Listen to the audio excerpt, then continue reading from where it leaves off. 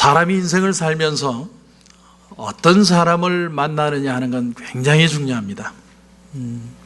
제가 가끔 K-팝을 볼 때가 있는데, 그에 보면 콜라보레이션이라고 하는 그런 경기가 있습니다.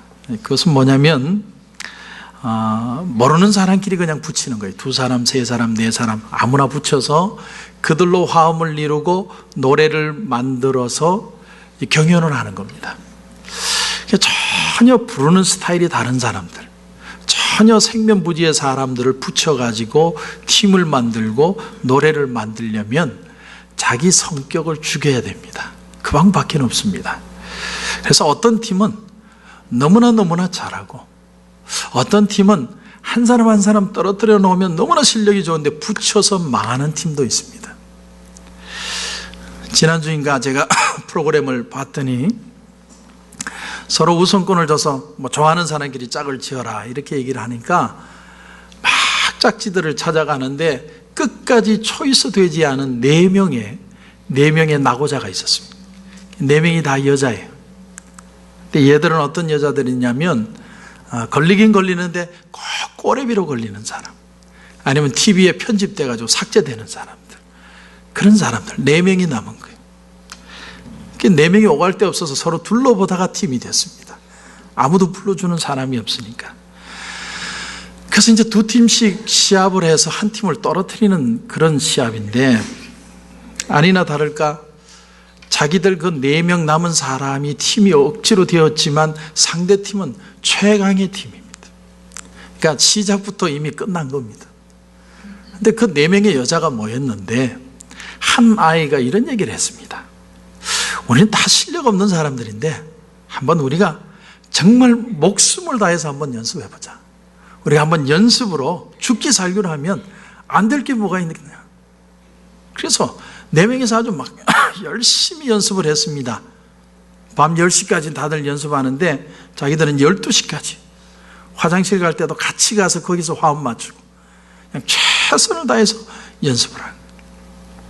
자, 노래 시합이 시작이 되는데 시합하기 전에 한마디씩 이렇게 말할 수 있는 기회를 줍니다.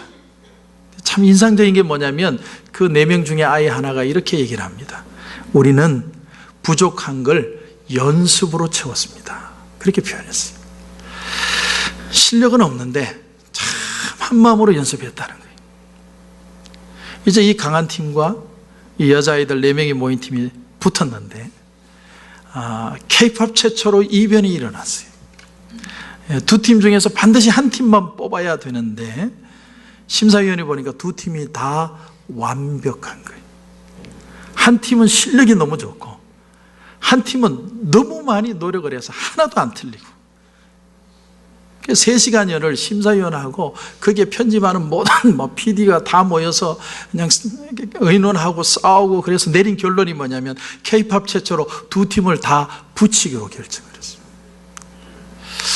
저는 그걸 보면서 참 느낀 게 하나 있어요. 그게 뭐냐면 내 인생이 별거 아닌 것 같아도 내가 누구를 만나느냐, 내가 어떤 마음을 가지느냐에 따라서 내 인생이 달라질 수 있다는 거예요. 인생의 가장 중요한 건 뭐냐면 내 삶에 대한 태도에 있다는 겁니다. 이 세상을 사는 사람들을 보면요, 레몬을 보고서 레몬이 시다고 말하는 사람이 있고 레몬을 가지고 레모네이드를 만드는 사람들이 있습니다. 이 말은 유명한 경영 컨설턴트였던 데일 카네기라는 사람이 한 말입니다. 인생에 레몬이 주어지면, 레몬 같은 어려운 삶이 주어지면 레몬을 레모네이드로 만드는 삶을 살아라. 이 카네기라는 사람이 어떻게 친구를 얻고 어떻게 사람들에게 영향을 줄 것인가, 자기가 책을 적었는데 그 책 속에서 내가 왜 이런 말을 만들어내게 되었는지의 계기를 설명을 하는 부분이 있습니다. 어느 날 시카고 대학의 총장이었던, 그 당시 총장이었던 로버트 메이나드 허친스라는 분을 찾아갔습니다. 그리고 물었다는 거죠. 뭐라고 물었냐면 당신은 고난이 올 때, 어려움을 당할 때 어떻게 그 일을 극복해내십니까? 그렇게 질문을 했더니 이분이 대답을 하는데 자기도 누군가의 영향을 받은 거랍니다. 누구냐면 C.S. 로버크 앤드 컴퍼니의 사장이었던, 지금은 돌아가신 줄리어스 로젠왈그라는 분이 항상 자기 그런 말을 했다는 거예요. 레몬이 있으면 레몬수를 만들어라. 그래서 레몬같이 정말 시고 힘들고 어려운 상황이 되면 그것을 레몬수로 만드는 방법이 뭘까를 생각하며 살았다는 거예요. 그때 그 받은 도전을 가지고 이 카네기가 말을 만들어낸 겁니다. 삶이 레몬을 내밀거든 그것으로 레모네이드를 만들어라. 그런 명언이 나온 거죠. 자, 오늘 말씀은 사도 바울이 자신의 제자고 또 동역자였던 디도에게, 디도를 그레데라는 섬에 남겨두고 그 섬에서 네가 목회를 하면서 이렇게 목회를 해야 한다고 목회 지침서를 준 것이 오늘 디도서입니다. 자, 여러분 오늘 5절 말씀을 한번 보십시오. 5절 말씀. 내가 너를 그레데에 남겨둔 이유는 남은 일을 정리하고 내가 명한 대로 각 성에 장로들을 세우게 하려 합니다. 내가 너를 그레데에 남겨둔 이유는, 자, 목적이죠. 내가 왜 이 글을 적었느냐, 두 가지 이유라는 거예요. 남은 일을 정리하고 또 하나는 장로들을 세워라. 이게 무슨 말일까? 이게 잘 언뜻 다가오질 않아서 공동 번역본으로 보았더니 이렇게 적혀 있습니다. 내가 그대를 그레데 섬에 홀로 남겨두고 온 것은 내가 거기에서 다 하지 못한 일을 그대가 완성하고 내가 일러준 대로 도시마다 교회의 원로들을 임명하게 하기 위한 것이었습니다. 아하, 이걸 보니까 사도 바울과 디도가 같이 그레데라는 섬을 찾았는데, 어떤 일을 시작했는데 사도 바울이 그 일을 마무리하지 못하고 자기 먼저 떠나면서 디도에게, 야, 네가 남은 일을 네가 마무리해라. 그리고 또 하나, 장로들을 세워라. 두 가지 명령을 하기 위해서 디도서를 적었다는 거예요. 짧은 구절인데 참 내용이 굉장히 함축적인 내용이 있습니다. 사도 바울은 그만큼 디도를 신뢰했기 때문에, 디도가 어떤 인물인지 모르지만 너무나 신뢰할 수 있기 때문에 그 한 사람에 끼칠 영향력을 보고 이 사람을 그레데 섬에 남겨두고 갔다는 겁니다. 그렇다면 여기서 사도 바울이 마무리 짓고자 했던 일은 과연 뭘까요?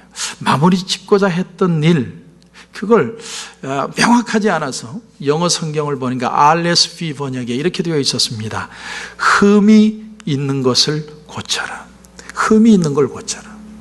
그렇다면 그레데 섬 사람들이 흠이라는 게 뭐냐? 그것이 오늘 12절입니다. 여러분 읽지 않았지만 12절을 한번 보십시오. 그레데인 중에 어떤 선지자가 말하되 그레데인들은 항상 거짓말쟁이며 악한 짐승이며 배만 위하는 게으름뱅이라. 이게 어떤 선지자, 그러니까 성경의 어떤 예언자라고 생각하기 쉽지만 그런 뜻이 아니고 BC 600년경에 실제로 그레데 섬에 사는 에피메니데스라는 시인이 있었습니다. 그 시인이 한 말이에요. 그래서 우리 그레데인 사람들의 특징이 뭐냐면 거짓말을 밥 먹듯이 하고 아주 짐승같이 난폭하고 게으르다 이거예요. 우리 그레데 사람들은 그런 사람들이에요. 그 시인의 말을 빌어서 사도 바울이 말하고 있는 거예요. 자, 우리가 여기서 조금 더 그레데 섬의 역사를 좀 알 필요가 있습니다. 그리스 신화에 보면 이 그레데 섬이라는 곳은 굉장히 문화가 발달하고 정치적으로 가장 뛰어났던 그런 곳이었다고 합니다. 그런데 이 그레데라고 하는 곳이 지중해 중간에 있는데 그리스에서 보면 남부 쪽입니다. 바다 한가운데 있는 섬인데 너무나 아름다운 섬이에요. 그러니까 사람들이 그 그레데 섬에 가서 너무너무 살고 싶어 하는 거예요. 그리고 그 섬 중간에는 미노스 신전이라는 게 있어서 그 신전을 중심으로 해서 온 그리스에 영향력을 미치는 찬란한 문화를 가진 그런 곳이었습니다. 그런데 어느 날 이유도 모르게 갑자기 미노스 문명이 멸망하게 됩니다. 그러면서 사람들의 마음속에 너무나 가난해지고 문화가 피폐해지니까 그만 자존감들이 다 낮아져 버린 거예요. 요즘 같으면 홈리스들 같은 마인드를 가진 거예요. 그래서 거짓말을 하면서 사는 겁니다. 왜? 이제는 신뢰도 필요 없고 정직도 필요 없으니까. 다 못 먹고 못 살게 됐으니까. 대개 여러분 거짓말 잘하는 사람들 보면 자존감이 낮은 사람들, 심리적으로 의욕도 없고 자포자기하는 스타일. 그래서 이곳이 나중에는 어느 곳으로 전락을 했냐면 범죄자들을 유배하는 유배지가 되었습니다. 범죄자들이 유배되어 오고 사람들은 거짓말을 하고 그러니까 가장 부패한 도시로 전락해버린 거예요. 그레데라는 말의 원래 헬라어 뜻이 단어가 크레티조라는 단어에서 나왔는데 크레티조라는 단어의 뜻도 거짓말한다는 뜻입니다. 그러니까 그레데인입니다 당신은 얘기하면 당신은 거짓말쟁이입니다 그런 뜻입니다. 자, 그런데 놀라운 것은 이 척박한 땅에 그레데 섬에 디도라는 아주 신실한 목회자를 그곳에 두고 왔다는 거예요. 디도가 도대체 어떤 사람에게 그를 남겨두었느냐 하는 거예요. 여러분, 디도는 한마디로 레몬을 레모네이드로 만들 줄 아는 사람이에요. 그러면 우리가 신앙인으로서 레몬을 레모네이드로 만들 줄 아는 자세가 어떤 삶이냐? 저는 우리 디도라는 사람을 조금 연구할 필요가 있다고 생각합니다. 디도라는 사람에 대한 기록이 고린도 후서 8장에 보면 나옵니다. 고린도 후서 8장에 보면 16절, 17절, 23절에 디도라는 사람은 이런 사람이었다라는 표현이 나옵니다. 먼저 고린도후서 8장 16절에 보면 이런 말씀이 나옵니다. 디도라는 사람은 간절함이 있는 사람이었다. 간절함이 있었다.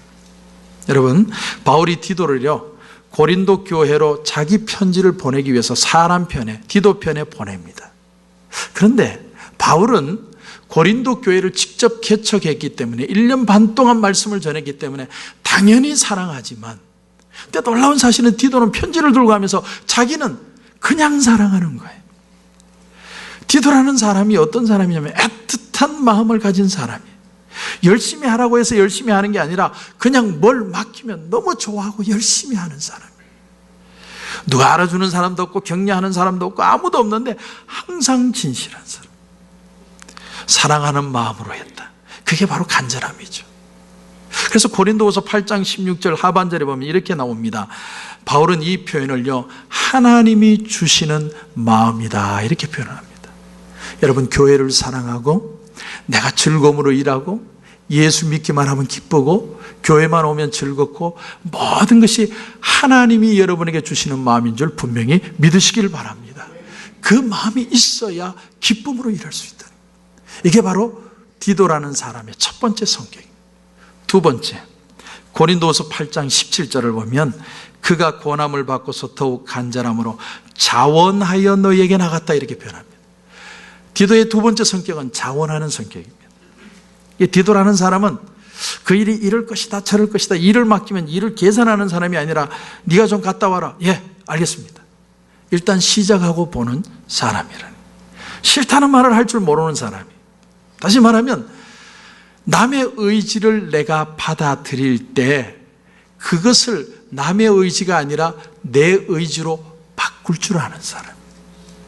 분명히 내 얘기가 아니에요. 저 사람의 얘기인데 그것을 받아들이면서 마치 내 마음으로 내 뜻으로 결정한 것처럼 즐거움으로 일하는 사람이 자원하는 디도의 마음이라는 거예요. 이게 바로 신앙으로 레몬을 레모네이드로 만들 줄 아는 사람의 성격이라는 거예요. 지난주에 수요일날 요한계시록을 이제 강의를 시작을 했습니다. 많이 오셨습니다. 그때 제가 깨달은 게 뭐냐면, 야, 우리 성도들이 정말 배우고 싶어 하는구나. 숙제 없는 성경 공부는 어디든 참여하고 싶어 하는구나. 그리고 먹는 것도 너무 좋아하는구나. 그걸 깨달았어요. 그래서 수요일 날은 앞으로 계속해서 공부할 수 있는 것을 이제 기도해야 되겠다. 기도만 하고 있습니다. 어떤 분이요, 요한계시록을 한다고 감축 케이크를 사오셨으니까. 그래가지고 케이크 절단식까지 하고. 그게 뭘까요? 여러분, 그 간절한 마음, 애틋한 마음. 이걸 신학적인 용어로요 effective calling이라고 합니다. 효과적인 소명입니다. 하나님이 나를 불러주셨다고 느끼는 거예요. 내가 그냥 앉아있는 게 아니라 하나님이 나를 불러주셨기 때문에 여기 왔고, 내가 하나님 불러주심을 따라 살기 때문에 내 마음이 즐겁다고 생각하는 게 소명이라는 사실입니다. 저희 아버지가 저에게 늘 하시던 말씀이 하나 있습니다. 그게 뭐냐면, 승찬아, 그래도 뭐니 해도 목사가 최고다. 목사가 제일 좋아. 저는 어릴 때 그게 무슨 말인지 몰랐어요. 그 말 듣는 게 제일 싫었습니다. 근데 이제 한 8년 차 제가 목회를 들어가면서 느끼는데 조금 느낄 것 같아요. 아, 목회가 좋은 것이다.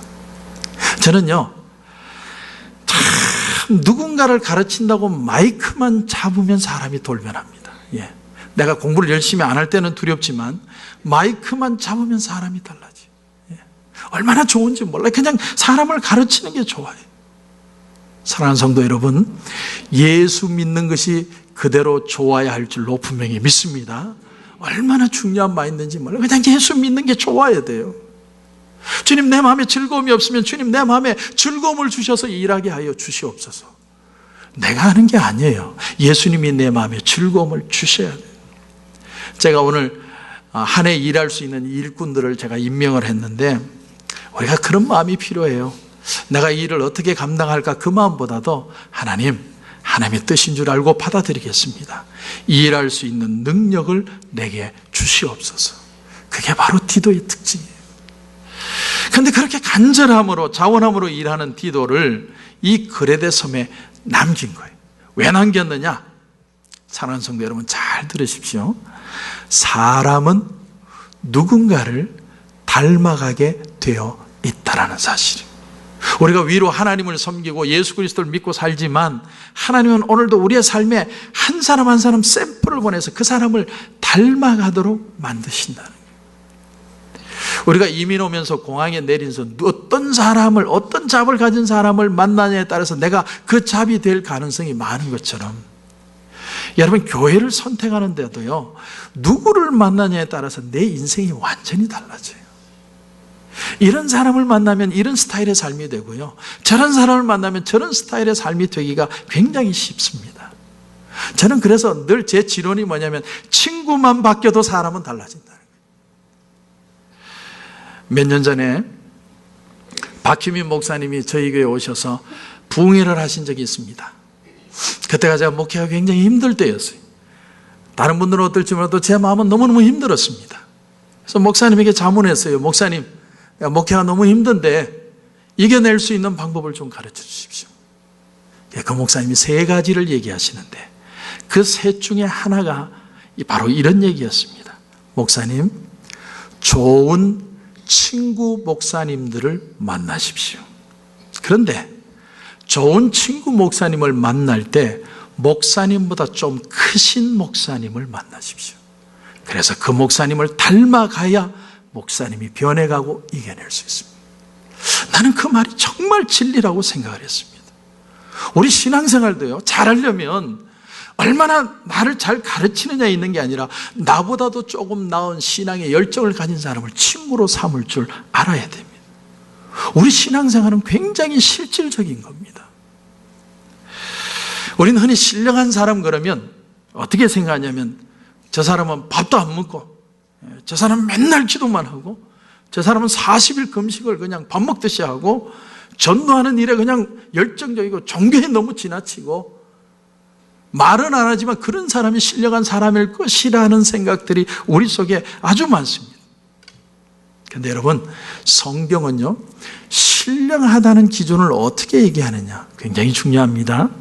여러분, 신령하다는 것을 이렇게 정의를 합니다.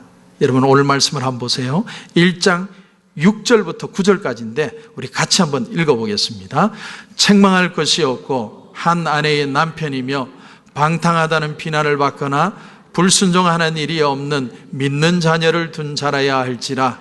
감독은 하나님의 청지기로서 책망할 것이 없고 제 고집대로 하지 아니하며 급히 분내지 아니하며 술을 즐기지 아니하며 구타하지 아니하며 더러운 이득을 탐하지 아니하며 오직 나그네를 대접하며 선행을 좋아하며 신중하며 의로우며 거룩하며 절제하며 믿음 말씀의 가르침을 그대로 지켜야 하리니 이는 능히 바른 교훈으로 권면하고 거슬러 말하는 자들을 책망하게 하려 함이라. 아멘. 하나님이 주신 영적 진리를 따라서 얼마나 부지런하고 성실하게 내 삶의 장에 적용하며 사느냐, 그런 사람을 신령한 사람이라고 얘기하는 거예요. 디도가 그런 사람이었고 디도를 통해서 너는 그런 영향력을 이 교회에 미치라는 거예요. 여러분, 교회의 리더를 세울 때는요, 막 갑자기 기도하는데 기도 톤이 이상하게 변하는 사람, 아니면 막 뱀 잡는 사람이 슉슉 소리 나는 사람, 그런 사람을 리더로 세우라는 게 아니라 예수를 믿고 난 뒤에 참 삶 가운데 뭔가 변화가 일어나고 뭔가 내가 진실한 삶을 살려고 애쓰는 사람들을 뽑으라는 거예요. 우리 그리스도인들의 사고방식 중에 반드시 극복되어야 될 사고방식이 하나가 있습니다. 그게 뭐냐면 이원론적인 사고방식. 예를 들면 이런 거예요. 비즈니스 하는 거하고 교회 와서 예배 드리는 게 틀리다고 생각하는 거예요. 이런 이원론적인 사고방식 때문에 교회 와서 교회 일하는 데는 굉장히 열심히 하는데 그렇지 않은 자질구레한 일들, 예를 들어서 내가 친구를 만나서 커피를 마시고 혹은 어떤 또 물건 값을 할 때 물건의 시비를 가리는 것, 혹은 내가 히스패닉을 두고 그들하고 일하면서 관계를 가지는 것, 이런 건 신앙하고는 전혀 별개라고 생각하는 생각이 있다는 거예요. 여러분, 그런데 밥 먹는 일도 영적인 일이 될 수 있습니다. 고린도전서 10장 31절에 분명히 말씀합니다. 너희가 먹든지 마시든지 무엇을 하든지 다 하나님의 영광을 위하여 하라. 내가 이것을 먹고 건강을 얻어서 내가 하나님을 증거하는 일로 내가 쓰임받기를 원합니다. 내 삶 전체를 가지고 그리스도의 영광을 드러내기를 원합니다. 내 삶이 그리스도의 삶을 나타내는 삶이 되게 하여 주시옵소서. 우리의 삶의 동기나 목적이 이런 하나님의 영광을 드러내는 삶이 되고자 할 때 삶의 그 모든 영역에서 주님이 우리의 주인이 되시고 우리의 삶을 주권적으로 주님이 붙들고 역사해 가시는 거예요. 그게 바로 주님의 주권입니다. 오늘 말씀 여러분 1장 5절로 다시 돌아와 보시면 1장 5절에 이런 말씀이 나옵니다. 각 성에 장로들을 세워라. 여러분, 옛날에는요, 교회라는 것이 대부분 가정교회였습니다. 가정교회. 가정에서 예배를 드립니다. 그러니까 가정에 모이다 보니까 리더가 한 사람씩 있는 거죠. 그 사람들이 장로예요. 그런데 순례하는 감독이라는 말씀을 가르치는 사람들이 있어서 이 사람들이 여러 가정교회를 다니면서 말씀을 전하는 겁니다. 그런데 평소에는 이 장로님들이 그 가정교회를 치리해 가는 거죠. 그래서 그 장로를 뽑는 것을 네가 감당하라는 거예요. 그런데 그 장로를 뽑는 자격이 뭐냐? 오늘날로 말하면 목자 같은 사람들, 우리 교회. 그 사람들의 기준이 뭐냐면 삶의 달라진 태도를 가진 사람들, 달라져 가는 사람들, 그 사람들을 세우라는 거예요. 여러분, 농사가 잘 되려면 땅이 비옥해야 됩니다. 예수님도 그런 말씀을 하셨습니다. 좋은 땅에 떨어진 씨는 30배, 60배, 100배의 결실을 맺지만 길가에 떨어진 씨는 싹이 그 떨어져서 뿌리가 내리기도 전에 새가 날아와서 그것을 집어먹는다는 거예요. 불가능하다는 거예요. 씨가 뿌리를 내리기가 힘들다는 거예요. 여러분, 그레데섬은 영적으로 굉장히 척박한 땅이었습니다. 그레데 사람들은 원래가 게으르고 아주 난폭하고 그리고 거짓말을 너무 잘하고 옛날에 워낙 미신이 강한 것이기 때문에 그 사람들은 아주 정신적으로 척박한 사람이에요. 그런데 사도 바울이 그들을 척박한 마음이 있다고 그대로 내버려 둔 게 아니라 그들의 토양을 바꾸기로 마음에 결정을 한 거예요. 다시 말하면 길가와 같고 돌짝밭 같고 딱딱해서 아무것도 들어가지 않을 것 같은 그들의 마음을 옥토로 바꾸기로 결정을 한 거예요. 그런데 이렇게 밭을 바꾸는데, 마음을 바꾸는데 결정적인 역할을 하는 사람이 누구냐면 바로 교회의 지도자들이라. 교회의 지도자들을 잘 세워야 사람들이 달라진다. 여러분, 목회자의 인격을 교인들이 닮아갑니다. 목회자의 성격이 급하고 싸움하는 걸 좋아하면요, 교인들도 다 호전적으로 변합니다. 목회자가 정직하지 못하고 정치나 좋아하고 그러면 교인들도 다 그렇게 변해버려요. 그래서 아무리 영적인 토양이 척박한 곳이라 할지라도 지도자 한 사람에 의해서 얼마든지 좋은 밭으로 변할 수 있다는 거예요. 그래서 바울이 디도를 이 그레데 섬에 못 박아 두게 된 것입니다. 그런데 디도는 과연 이 일을 어떻게 해낼 수 있을까요? 이 게으르고 거짓말 잘하고 싸우기 좋아하는 그레데 사람들을 어떻게 혼자 힘으로 변화시키느냐? 사도 바울이 주는 도전은 하나밖에 없습니다. 바로 이것입니다. 네가 나에게 배운 대로 그대로 해라. 네 마음의 간절함과 네 자원한 마음과 하나님 앞에 진실한 마음으로 그대로 서 있기만 해도 저들은 반드시 변화되게 될 것이다. 참 놀라운 거는요, 바울이 디도를 신령한 목사로서 세우는 그 자리에 디도를 얼마나 신통력이 있고 얼마나 병자를 많이 고치고 얼마나 전도를 많이 했나를 기준으로 가진 게 아니라 디도의 철저한 도덕성을 보고 세웠다는 거예요. 저는 저 자신을 한번 돌아봅니다. 저는 이 1장을 보면서 굉장히 마음이 무거웠어요. 나 똑같은 심정으로 지금 보는 겁니다. 나도 고집 세고 우리 와이프가 볼 때 나는 완벽한 게 아니라 완전히 이상한 사람일 수도 있고 또 얼마나 내가 대접하고 남을 섬겼을까 생각해 보면 저도 정말 자격 없는 무거운 마음으로 이 1장의 말씀을 저는 봅니다. 답답한 마음에 1장만 본 게 아니라 2장, 3장 계속 봤습니다. 우리가 도덕적으로 거짓이 없고 흠이 없는 완벽한 사람이 된다는 건 불가능해요. 쉽지 않습니다.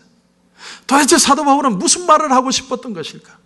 왜 되지도 않는 사람들을 리더라고 세우라고 얘기를 하는 것인가?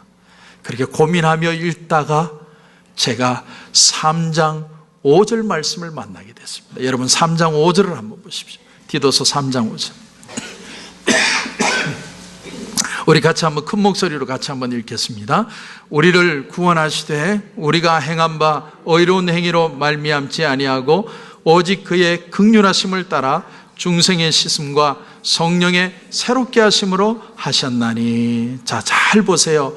하나님이 우리를 구원하는 조건이 뭐냐면 우리의 의로운 행동이 아니라는 거예요.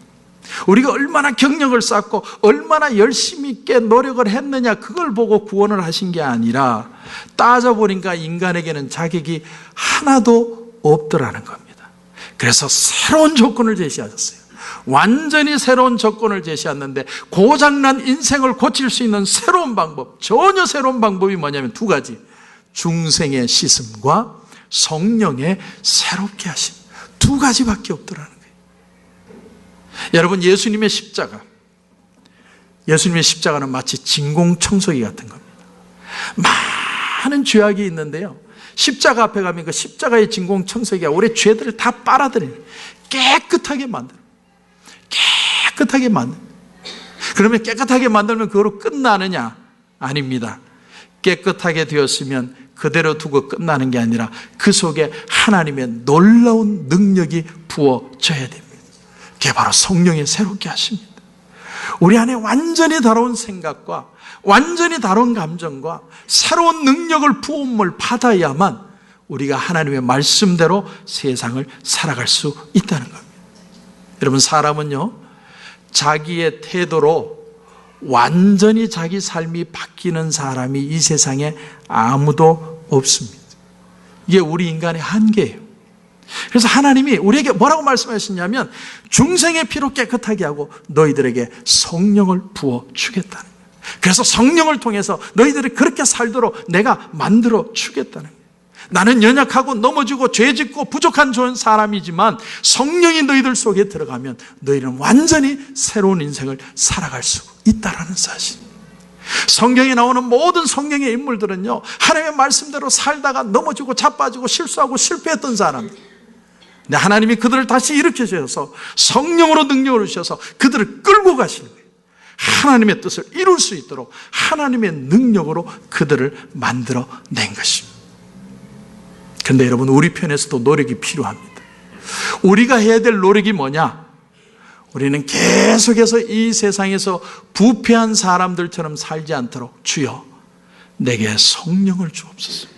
하나님, 내 뜻대로 사는 게 아니라 내 힘으로는 할 수 없고 내 능력으로는 아무것도 할 수 없사오니 하나님이 내게 은혜 주시고 능력 주셔서 쉽고 즐겁고 감격하고 기뻐하는 마음으로 주의 일을 감당할 수 있도록 축복하여 주시옵소서. 그리고 실수하더라도 다시 일어나는 거예요. 하나님, 내가 오늘 무릎이 까졌습니다. 된장 발라주세요. 나 다시 할 겁니다. 오늘도 우리에게 도전하는 것은 이런 모습. 이것이 바로 하나님이 우리에게 말씀하시는 영적인 레몬을 레모네이드로 만드는 방법이라는 거예요. 고린도후서 8장 23절에 보면 디도라는 사람의 마지막 특징이 나옵니다. 그 마지막 특징을 어떻게 표현하냐면 이렇게 표현합니다. 디도는 내 동료고 동역자고 사자이고 그리고 그리스도의 영광이니라. 여러분, 그리스도의 영광이라는 말은 어떤 뜻이냐면 정말 경건한 사람이었다는 거예요. 디도는요, 성품도 도덕적이었지만 그가 도덕적일 수밖에 없었던 이유가 하나님 앞에 사는 사람이었기 때문에, 믿음으로 무릎을 꿇었던 사람이었기 때문에 하나님이 그를 가장 귀한 존재로 만들어주신 존재였다는 거예요. 올 한 해 여러분, 새로운 재직과 또 리더들을 제가 발표를 했습니다. 내 힘으로 안 됩니다. 그런데 또 노력해야 됩니다. 어디를 통해서요? 주님 도와주시옵소서. 내 속에 성령을 부어주셔서 성령의 능력으로 이 일을 감당하게 하여 주시옵소서. 종교개혁자 마르틴 루터에게 어느 날 한 성도가 찾아와서 질문을 했습니다. 목사님, 어떻게 하면 사단의 많은 시험을 내가 이겨낼 수 있겠습니까? 그때 루터가 이런 말을 했습니다. 나도 사단이 자주 와서 나의 마음을 두드린다네. 그리고 문을 열어달라고 막 소리를 친다네. 그러면 그럴 때마다 예수님이 나가서 문을 열어주신다네. 그럼 사단이 질문을 하는데 여기 루터 살지요? 그럼 예수님이 대답하기를 여기는, 이 집은 예수의 집이다. 그 말을 듣는 순간 그 사단이 기겁을 해서 도망을 간다네. 참 여러분, 동화 같은 얘기 같아도요, 이 속에 우리의 삶의 비밀이 숨어 있습니다. 우리는 우리의 능력으로 사는 게 아니에요. 예수님이 십자가의 보혈의 능력의 그 중생의 씻음과 성령의 내주하시고 역사하심, 그 콜라보레이션의 영적인 화음을 통해서 우리의 삶이 더 풍성해지고 더 깊은 신앙의 삶을 살아갈 수 있게 되는 것입니다. 그런 은혜가 저와 여러분 가운데 한 해 넘칠 수 있기를 주님의 이름으로 축원합니다.